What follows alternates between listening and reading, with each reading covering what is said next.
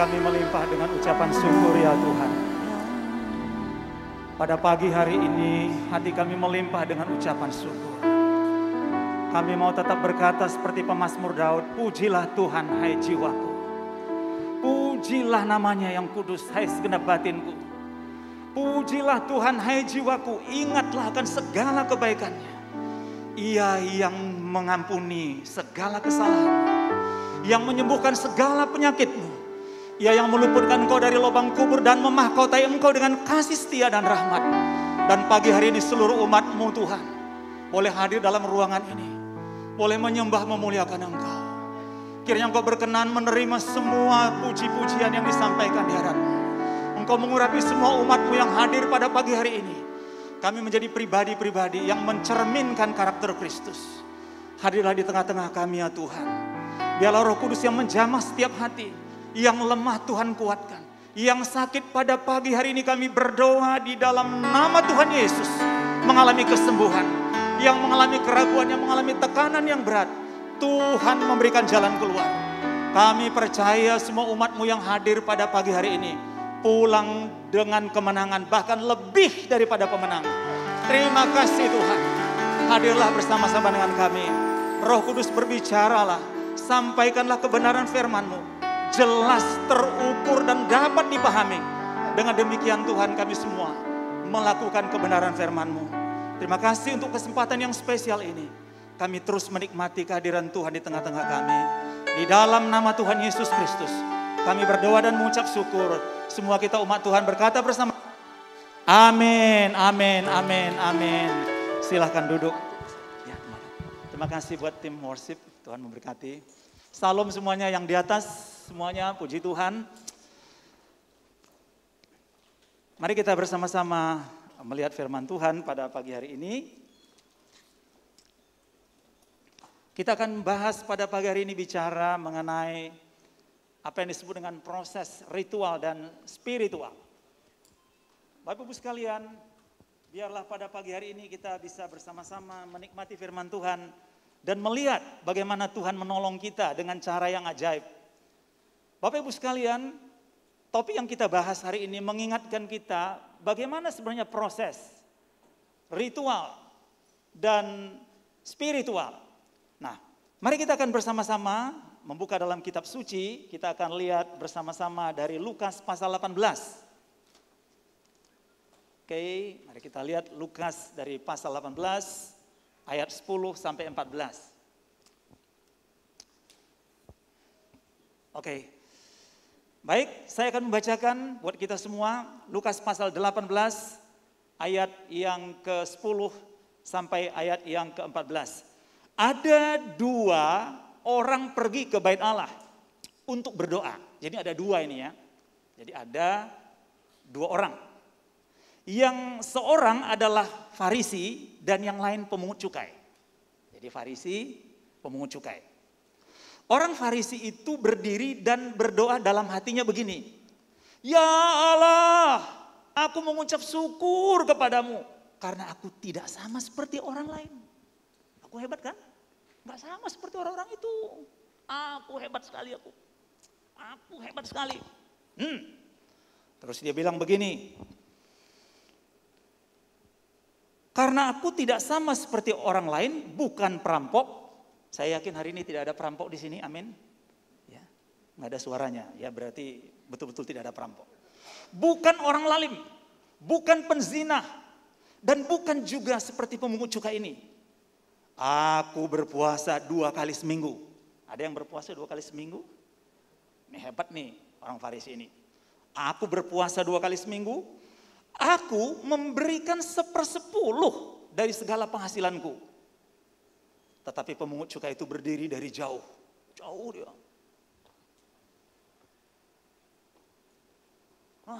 Saudara perhatikan ekspresinya. Tetapi pemungut cukai itu berdiri dari jauh-jauh, bahkan ia tidak berani menengadah ke langit, melainkan ia memukul diri dan berkata, ya Allah kasihanilah aku orang berdosa ini. Aku berkata kepadamu orang ini pulang ke rumahnya sebagai orang yang dibenarkan Allah dan orang lain itu tidak. Sebab barang siapa meninggikan diri, ia akan direndahkan dan barang siapa merendahkan diri, ia akan ditinggikan. Bapak Ibu sekalian, dalam waktu yang singkat ini saya coba dengan cepat, dengan terukur, apa sebenarnya ritual. Kalau kita membaca dalam ayat ini, Bapak Ibu sekalian, jelas sekali dikatakan di sini bahwa ada 2 orang yang pergi ke bait Allah. Jadi memang ini adalah sebuah kegiatan yang rutin dilakukan. Ke bait Allah. Orang Farisi ini ke bait Allah.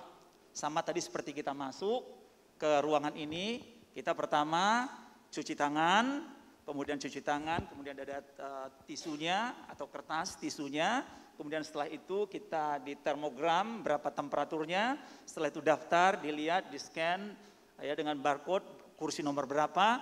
Kemudian di atas sudah ada asar dengan sikap hormat seperti ini. Kemudian di bawah kaki kita tadi sudah ada alas yang sudah disemprot dengan disinfektan supaya kaki kita terhindar dari virus dan seterusnya.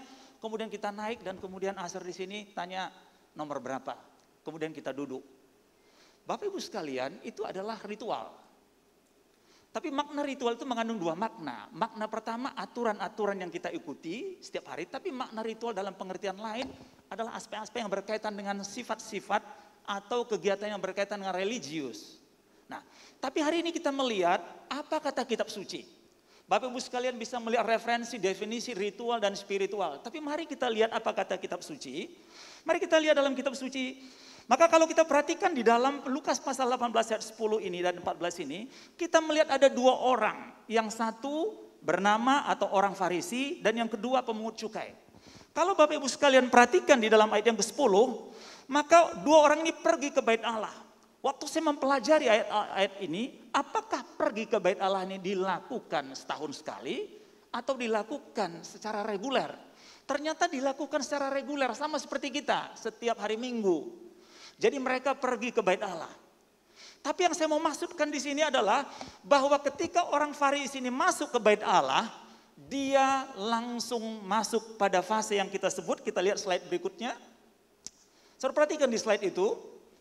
Nah, orang Farisi ini langsung mengatakan, aku tidak sama seperti orang lain. Aku orang yang penting. Kalau saudara perhatikan di situ, dia adalah melakukan ritual, kegiatan yang dilaksanakan secara simbolis.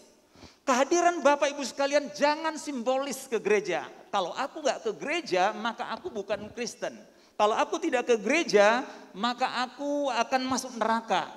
Kalau aku tidak ke gereja, maka aku tidak akan dikenal. Bukan itu. Segala sesuatu yang dilakukan secara simbolis, dan segala sesuatu yang dilakukan untuk menunjukkan siapa aku, maka nilai-nilai ritual itu menjadi berkurang dan tidak bermakna. Itulah sebabnya ritual itu penting. Tapi kalau ritual itu tidak mengandung makna yang sesungguhnya, maka akan berubah arti dan tujuannya. Coba kita lihat Bapak Ibu sekalian, waktu tadi Bapak misalnya masuk kemari, ini contoh aja ya, saya lihat sih semua bagus. Bayangkan kalau saudara masuk, saudara cuci tangan 35 menit. Cuci tangan. Antrinya sudah sampai ke ruko. Loh kok lama benar? Atau ada mungkin dia tidak cuci tangan, langsung hanya kena tersentuh air sedikit. Hanya secara simbolis. Untuk apa cuci tangan? Tangan saya bersih. Buat apa? Saudara perhatikan itu. Jadi orang-orang yang ke bait Allah ini atau orang Farisi dan orang pemungut cukai ini beda sekali. Maka kemarin kita lihat di slide berikutnya. Nah, kita lihat di slide berikutnya. Berdoa tapi angkuh.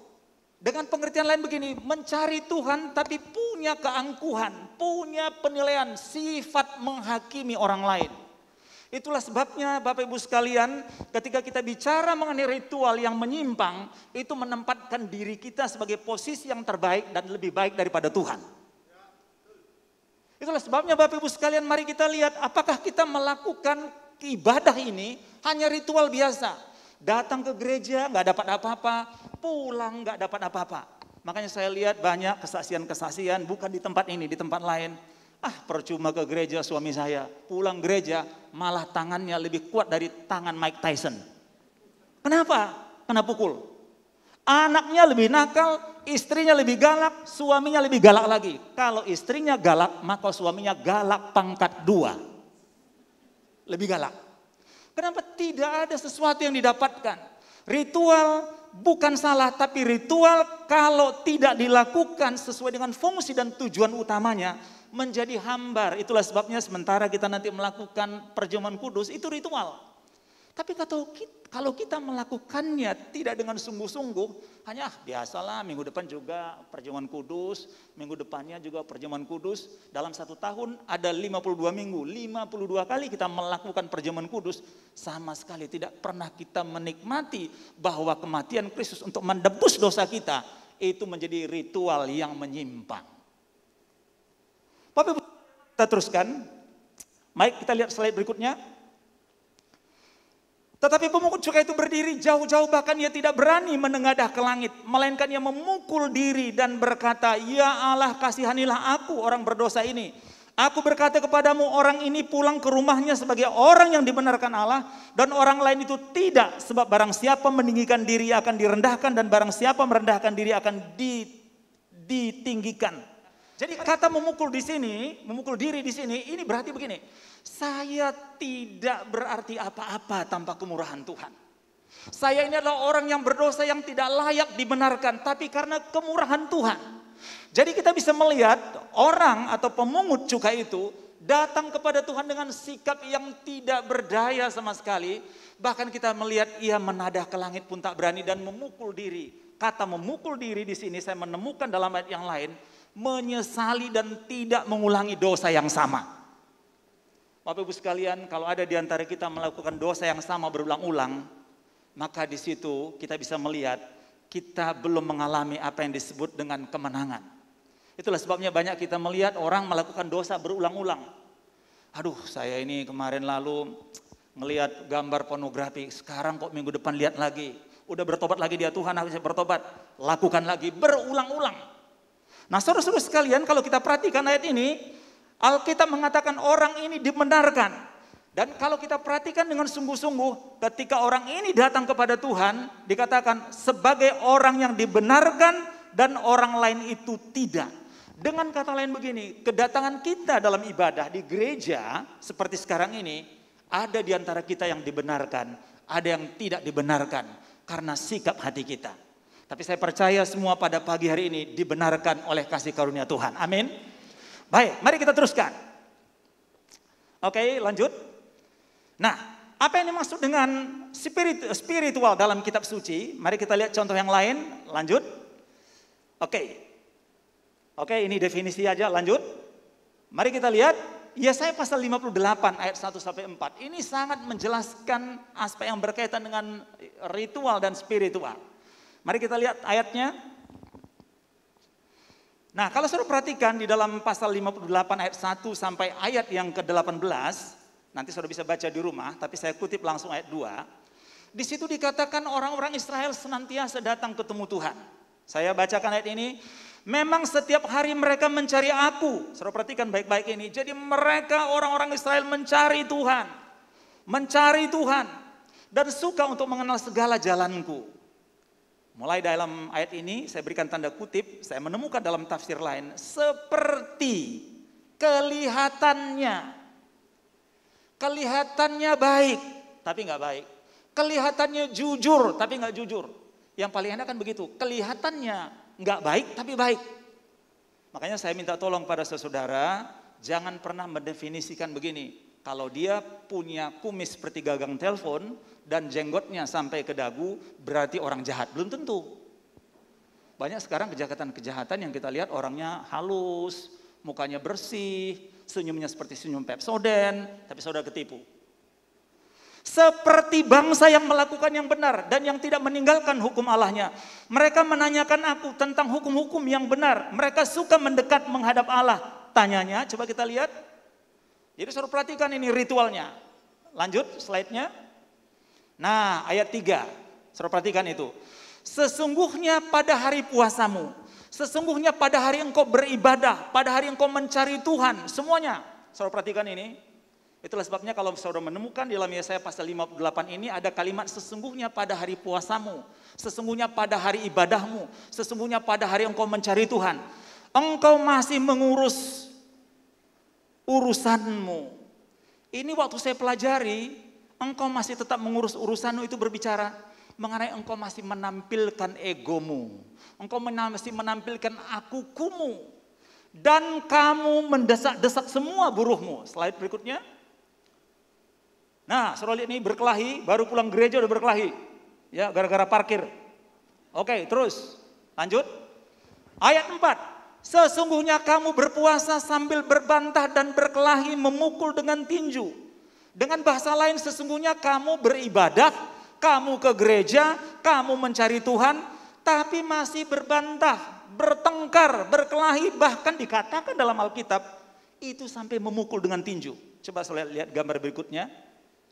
Wah, ada pendeta sampai begini nih. Ini nggak ada di Indonesia, di tempat lain. Di sini semuanya baik. Oke, mari kita lihat. Nah, slide berikutnya. Nah, itulah sebabnya Bapak Ibu sekalian, ketika kita masuk kepada aspek spiritual, maka kita perhatikan ayat ini, memukul diri itu artinya menyesali. Betul-betul tidak lagi mau melakukan dosa seperti yang dilakukan sebelumnya. Lanjut. Dan kita bisa melihat, saudara-saudara sekalian, pulpennya mana ya ini ya? Oh, bisa pinjam ya. Terima kasih. Nah, itulah sebabnya Bapak Ibu sekalian, dalam fase ini saya mau memberitahu kepada Bapak Ibu sekalian. Ya. Hidup itu kita itu begini nih. Yang di tengah ini namanya ego. Ini tahap pertama. Yang kedua ini aspek yang berkaitan dengan roh. Yang kedua ini daging atau hawa nafsu. Nih. Ini setiap hari. Ketika kita belum menerima Kristus, maka ego kita paling menonjol. Ego ini kalau diterjemahkan dalam bahasa Indonesia, akuku. Akuku. Aku.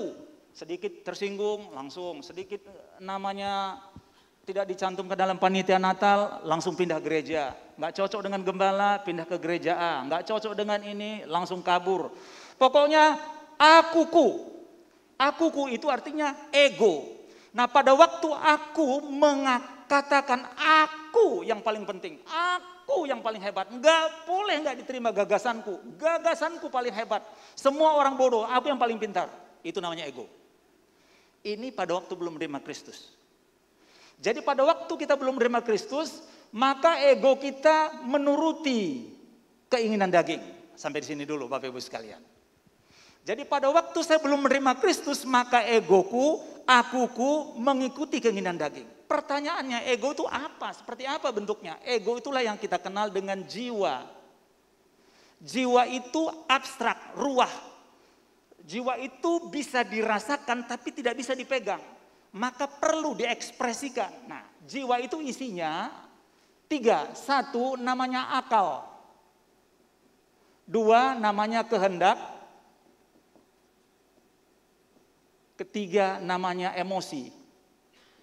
Makanya waktu orang belum menerima Kristus, waduh akalnya, pikirannya, semua keinginan daging. Itu sebabnya banyak kita lihat teman-teman kita yang belum menerima Kristus, bagi dia kalau berselingkuh nggak ada rasa takut kepada Tuhan. Bagi dia kalau nipu biasa aja tuh. Bagi dia kalau main judi nggak ada masalah. Bagi dia mukul istri besok minta maaf selesai persoalan. Kenapa? Ikut daging. Kalau kamu jual, aku beli. Itu adalah bahasanya orang ego. Siapa di sini yang suka bilang begitu? Kalau kamu jual, aku beli. Orang yang belum menerima Kristus begini. Tapi mari kita lihat dalam tahap yang kedua. Ya, orang yang sudah menerima Kristus tapi tanggung hidupnya. Tanggung imannya, tanggung pengiringannya. Jadi hari ini, hari Minggu dia bertobat. Hari Senin, kumat. Ya, hari Sabtu sampai Minggu dia bertobat. Hari Senin, kumat. Hari Minggu dia ikut Tuhan, hari Senin kumat. Ini namanya dalam Wahyu pasal 3 kita kenal jemaat di Efesus. Hendaklah engkau panas atau dingin. Kalau tidak, aku akan memuntahkan engkau, kata Tuhan. Nah, jadi Bapak Ibu sekalian, ada orang Kristen model begini. Nah, orang-orang Kristen model begini lebih mengedepankan ritual. Yang penting ke gereja. Ya, nggak apa-apa. Nggak apa-apa, Tuhan kan maha pengampun. Betul Tuhan maha pengampun, tapi jangan saudara mencobai Tuhan, amin. Jangan coba-coba mencobai Tuhan. Ah, Tuhan kan Maha Pengampun, bro. Hari ini berdosa, nanti diampuni. Betul Tuhan Maha Pengampun, tapi bukan atas dasar itu kita mempermainkan Tuhan. Nah, mari kita lihat, Bapak Ibu sekalian. Ini saya hapus dulu ini, ya. Aduh, mau copot. Mohon maaf, mau copot tadi. Nah, yang berikut kita melihat, ini ranah kita yang hadir pada pagi hari ini. Roh, ini yang kita lihat, kalau Galatia pasal yang ke-5 ayat 22, kasih, sukacita dan seterusnya sampai pengendalian diri. Nah, ini ego. Ini kemudian daging. Pada waktu kita sudah menerima Kristus dan menerima Dia sebagai Tuhan dan Juru Selamat, maka kita punya kemampuan untuk mengatakan tidak kepada daging, yes kepada roh. Makanya Tuhan memberikan kepada kita namanya free will. Apa artinya free will? Kehendak bebas. Itulah sebabnya kita bisa mengatakan tidak kepada dosa, tidak kompromi kepada dosa. Amin. Itulah sebabnya anak-anak Tuhan sebenarnya mampu melakukan ini. Itulah yang dikatakan oleh pemazmur Daud. Kalau kita baca dalam pemazmur Daud pasal 103, pujilah Tuhan hai jiwaku. Artinya apa? Daud punya pengalaman. Dia harus melatih. Dia harus mendidik, dia harus mengajari jiwanya. Makanya Bapak Ibu sekalian, kita harus setiap pagi mengajari jiwa kita. Saudara perhatikan Mazmur 103, pujilah Tuhan hai jiwaku. Kalau saudara baca dalam beberapa referensi, itu adalah kalimat perintah. Kita harus memerintahkan kepada jiwa kita, kepada akal kita, kepada kehendak kita, kepada emosi kita, untuk semua akal kebenaran, akal kehendak dan emosi ini memuliakan Tuhan. Contohnya begini, saya berangkat pagi-pagi ke kantor, saya sudah bilang kepada jiwa saya, hai jiwaku, hai pikiranku, hai kehendakku, hai emosiku. Nanti kalau bawa mobil, ada yang nyelip, sein kanan tiba-tiba belok kiri, pujilah Tuhan. Nanti kalau tiba-tiba ada orang rem mendadak, saya akan bilang, pujilah Tuhan. Betul. Satu kali ada istri saya di sini, kami ada keluarga dari Jakarta. Jadi kita makan itu Pak, bali udang, mak engking, apa namanya itu? Jadi kita ke situ, jadi kan parkirnya di luar. Jadi saya mundur, jadi ada security-nya. Mundur, terus. Pakai lampu yang merah-merah itu. Pas mundur ada motor namanya Pak dari NTT, Pak Melki. Nah, saya ingat sampai sekarang namanya. Dia tabrak mobil, langsung bempernya copot. Nah, jatuh dia. Jadi berkerumun orang. Kenapa? Sekuritinya ngomel. Gimana sih Pak? Bapak udah tahu, udah pakai sayun, udah gini-gini masih nabrak. Jawabannya begini, saya nggak lihat Pak. Oke, jadi saya bilang Pak Melki, ya, Bapak yang bayar Pak. Soalnya Bapak yang nabrak. Waduh Pak, saya nggak bisa bayar Pak. Saya betul-betul nggak sengaja Pak. Maaf Pak, saya juga baru di Bali nih Pak, masih cari kerja. Ya udahlah, diapain? Coba kalau kita tidak perintah akal kita, kehendak kita, emosi kita, berkelahi di situ. Berapa banyak kita anak-anak Tuhan, kalau di gereja kelihatan baik, tapi di luar tidak kelihatan seperti di gereja. Berapa banyak kita seperti itu? Kita telah banyak menipu diri kita sendiri di hadapan Tuhan. Kelihatannya baik, tapi tidak kalau di luar. Kenapa? Karena kita gagal memerintah jiwa kita. Kita tidak menggunakan otoritas Tuhan yang Tuhan berikan kepada kita dan kita seenak-enaknya hidup. Selama saudara, selama saya seenak-enaknya tidak menuruti kehendak Tuhan, kita akan terus dikuasai oleh ego kita. Karena apa? Kekuatan daging ini begitu hebat. Berapa banyak anak-anak muda, berapa banyak orang-orang tua tidak lepas dari pornografi karena tidak pernah mengatakan tidak kepada dosa. Coba saudara lihat di FB, saudara lihat di internet.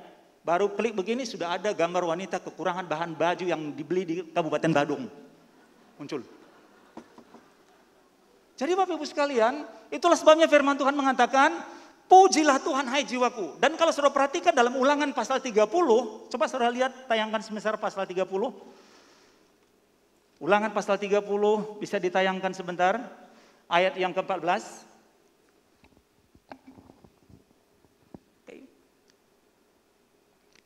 Ada ya? Oke. Saya bacakan buat saudara. Ulangan pasal 30 ayat 14. Tetapi firman ini sangat dekat kepadamu, yakni di dalam mulutmu dan di dalam hatimu untuk dilakukan. Ayat 15, ingatlah aku menghadapkan kepadamu pada hari ini kehidupan dan keberuntungan, kematian dan kecelakaan. Dengan kata lain, harus diucapkan firman Tuhan itu setiap hari.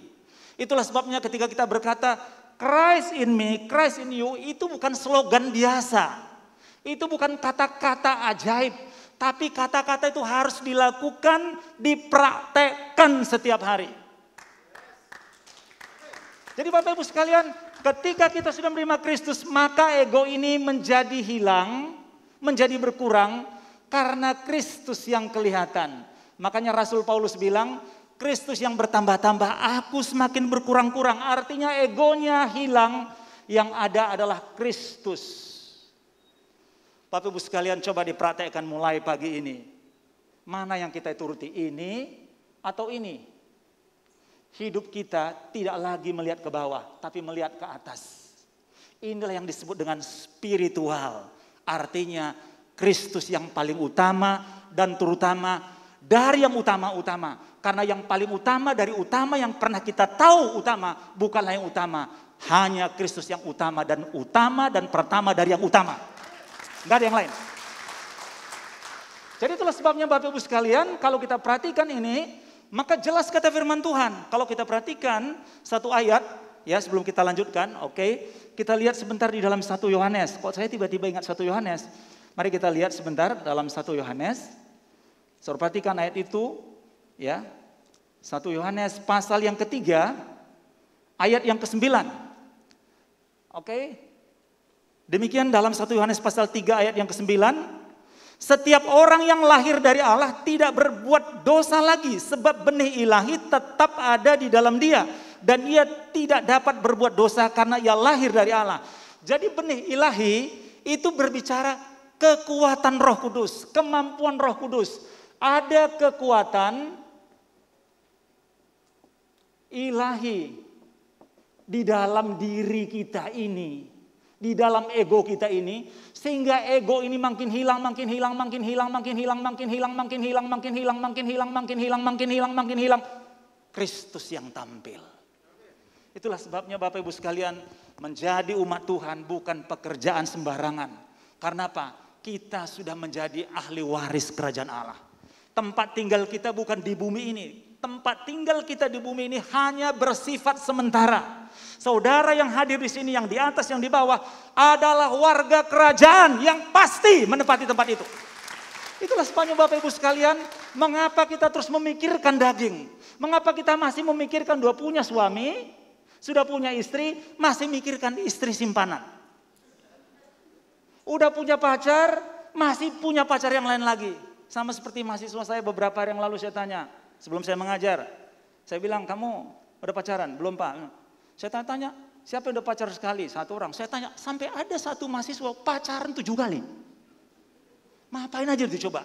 Baru semester 2 udah pacaran 7 kali. Jadi apa yang kamu cari? Saya bilang, untuk jalan-jalan Pak katanya. Itu bukan pekerjaan Roh Kudus. Itu pekerjaan gak benar.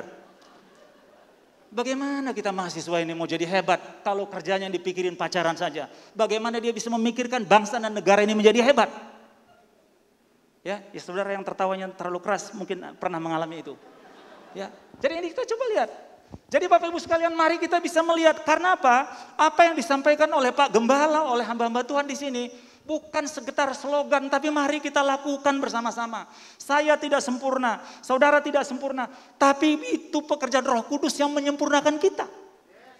Bukan kekuatan kita, tetapi kekuatan Tuhan. Itulah sebabnya Bapak Ibu sekalian, mari kita melihat. Ini mesti dipegang supaya nanti jangan copot.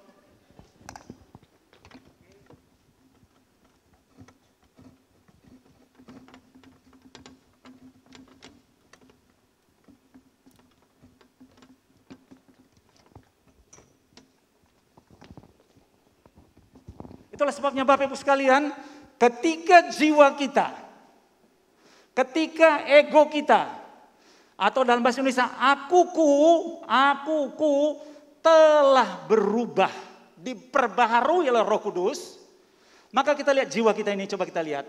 Jiwa kita akan mengekspresikan minimal 3. Yang pertama, kita bisa melihat semua perilaku kita, motoris. Salah tulis. Motoris atau perilaku kita, itu semua memuliakan Tuhan. Kemudian apa? Verbal, kata-kata kita. Lagu kita, nyanyian kita, puisi kita, apa saja kata-kata yang kita ucapkan memuliakan Tuhan. Kemudian grafis lukisan kita, apalagi tulisan kita, apalagi kita bikin nasi goreng enak, apalagi kita mendesain rumah bagus, ya, kemudian toilet kita bersih, ya, kemudian kamar tidur kita bersih, selimutnya dilipat, bantalnya dilipat dan seterusnya. Bagus, semua yang bagus kita buat itu mencerminkan keindahan di dalam Kristus. Itulah sebabnya Bapak Ibu sekalian, ini motoris, verbal, grafis inilah yang disebut dengan ekspresi. Ekspresi inilah yang dirasakan orang-orang di sekitar kita. Bagaimana kita mau mengatakan aku mengasihi Tuhan, tapi orang lihat, mengasihi Tuhan apaan? Orang mulutnya aja kalau ngomong ngeri gitu. Katanya mengasihi Tuhan. Mana buktinya kalau ngomong maki-maki? Bukankah itu dirasakan oleh keluarga kita, oleh istri kita? Bapak Ibu sekalian, ini kesaksian singkat. Saya dengan istri sudah menikah 27 tahun. Sekarang dia ada di sisi saya. Saudara nanti bisik-bisik, pernah gak saya maki-maki dia seumur hidup? Belum pernah. Kami boleh berbeda pendapat, tapi kami jadikan perbedaan pendapat itu kawan untuk berpikir. Bukan untuk saling pukul-pukulan, apalagi saling jambak-jambakan karena rambut saya pendek, rambutnya panjang. Nggak mungkin. Jadi Bapak Ibu sekalian, itulah sebabnya mari kita bisa memperhatikan. Ya Bapak Ibu sekalian, saya pegang dulu ini.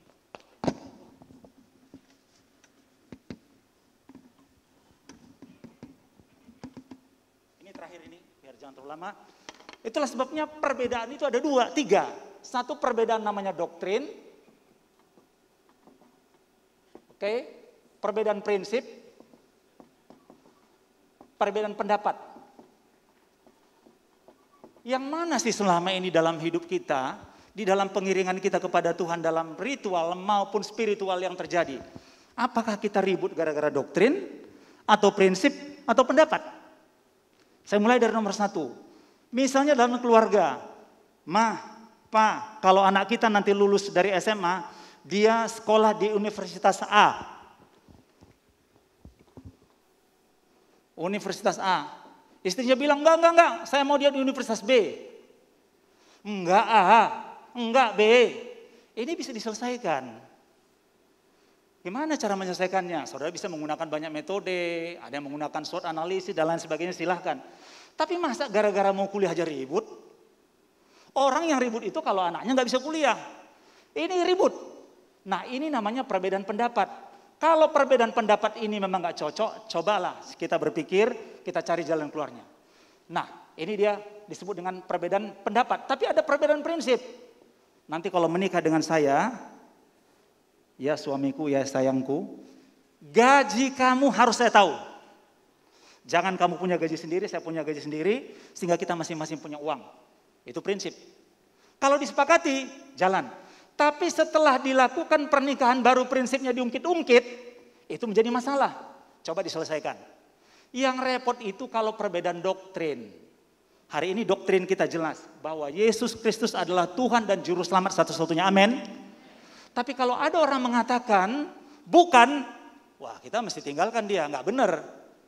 Jadi yang mana selama ini di dalam kehidupan kita yang kita berbeda? Apakah pendapat atau prinsip atau doktrin?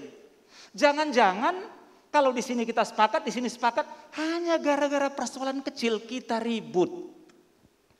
Berapa banyak kita lihat dalam organisasi, dalam keluarga, hanya persoalan-persoalan kecil ribut, persoalan-persoalan sederhana ribut. Hanya gara-gara gak naik gaji ribut. Hanya gara-gara kekurangan sedikit uang ribut. Hanya gara-gara bensin nambah sedikit ribut. Hanya gara-gara persoalan kecil menjadi persoalan besar. Sehingga menimbulkan apa yang disebut dengan konflik yang tak berujung. Mari kita teruskan. Oke, mari kita lihat. slide berikutnya yang tadi. Ayat 6. Di sini kita melihat bukan kata seru, berpuasa yang ku kehendaki, ibadah yang ku kehendaki, penyembahan yang ku kehendaki. Apa yang dimasukkan oleh Tuhan? Mari kita lihat slide berikutnya. Ini dia. Ayat 6. Membuka belenggu kelaliman, melepaskan tali-tali kuk, memerdekakan orang yang teraniaya, mematahkan setiap kuk. Waktu saya mempelajari ayat ini, ayat 6 berbicara, kita menjadi saluran berkat bagi banyak orang. Kehadiran kita memberikan dampak kepada banyak orang. Keperkataan kita, sikap kita memberi dampak kepada banyak orang. Itulah sebabnya Bapak Ibu sekalian, di sini saya tahu banyak dari hospitality. Kita perlu menjadi anak-anak Tuhan yang ramah. Ya. Kalau ramah, itu kalau kita belajar mengenai customer service, ada yang disebut dengan keramah tamahan. Jadi ada keramah tamahan karena etiket, ada keramah tamahan karena etika. Keramah tamahan karena etiket, ya namanya tamu saya ramah. Begitu tamunya hilang, tamunya pergi, saya kembali galak. Kita nggak begitu anak-anak Tuhan. Kita anak-anak Tuhan dimanapun kita berada, siapapun yang kita temui, memang kita betul-betul ramah. Amin. Amin, saudara, udah nggak ada kan? Makin lemas. Dimanapun kita berada, baik di luar gereja, baik di dalam rumah, dimanapun, sama di rumah dengan di luar, sama di luar dengan di rumah. Itu maksudnya. Ini kita kalau perhatikan, membuka belenggu-belenggu kelaliman, melepaskan tali-tali kuk, memerdekakan orang-orang yang teraniaya, mematahkan setiap kuk. Jadi firman Tuhan bilang, berpuasa atau pelayanan yang aku kehendaki, kamu harus menjadi berdampak. Inilah yang kita sebut dengan spiritual. Kita lihat ayat 7. Memecahkan roti bagi orang yang lapar. Saudara bisa bayangkan ini. Ini bukan pribadi yang pelit. Membawa ke rumahmu orang yang miskin yang tidak punya rumah. Melihat orang yang telanjang memberi dia pakaian. Tidak menyembunyikan diri terhadap saudaramu sendiri. Berapa banyak kita melihat keluarga-keluarga yang ribut. Karena apa? Mementingkan diri sendiri. Berapa banyak kita melihat suami-suami hanya mementingkan diri sendiri. Berapa banyak kita lihat istri-istri hanya mementingkan diri sendiri. Keluarga-keluarga ribut karena warisan. Kenapa? Karena mereka menempatkan ego. Menempatkan kepentingan diri sendiri. Mari kita lihat yang bagian yang berikut. Nah, ekspresi spiritual kita, ekspresi artinya yang kita tampilkan dari verbal kita, kata-kata kita, dari motoris kita, dari perilaku kita, dari grafis apa saja yang kita kerjakan. Firman Tuhan bilang begini, pada waktu itulah terangmu akan merekah seperti fajar, lukamu akan pulih dengan segera. Slide berikutnya. Terangmu akan merekah seperti fajar, slide berikutnya. Kebenaran menjadi barisan depanmu, kemuliaan Tuhan menjadi barisan belakangmu. Bapak Ibu sekalian, saudara perhatikan ini.